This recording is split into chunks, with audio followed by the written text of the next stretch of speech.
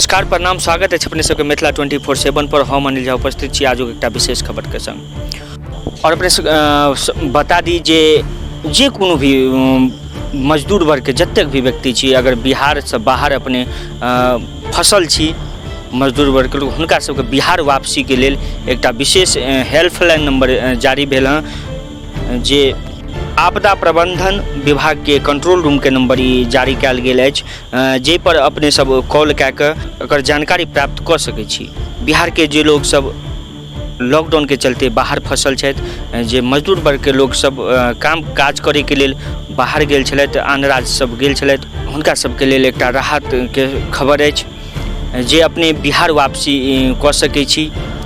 ताहि लेल बिहार सरकार द्वारा एकटा जे छै से हेल्पलाइन नंबर जारी कयल गेल अछि, जे आपदा प्रबंधन विभाग के द्वारा ई हेल्पलाइन नंबर जारी, कंट्रोल रूम के ई हेल्पलाइन नंबर जारी कयल गेल अछि, जाहि पर अपने सब कॉल कऽ कऽ विस्तृत जानकारी लऽ सकै छी।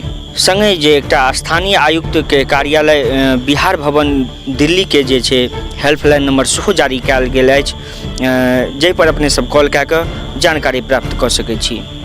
और एकटा छात्र वर्ग के विद्यार्थी सबके लेल, जे छात्र सब छथि हुनका सबके लेल विशेष राहत कहबै, जे आन राज्यमे लॉकडाउन के चलते फसल छथि, हुनका सबके विशेष रूप से सहायता करे के लेल एकटा आपदा प्रबंधन विभाग के हेल्पलाइन नंबर जारी कयल गेल अछि, जाहि पर अपने कॉल कऽ सकै छी।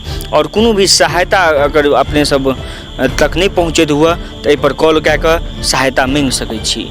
आजुक लेल बस एतबे, आज्ञा दिअ, एक बेर पुनः उपस्थित अपने सबके बीच, ताबत तक के लिए धन्यवाद। और हाँ, अगर अखन तक एहि चैनल के सब्सक्राइब नहीं कलहुँ हँ तो अपने सब सब्सक्राइब करी, और नीक लागैत हुआ तो लाइक करी, शेयर करी, और कोनो सुझाव हुआ तो कमेंट जरूर करी।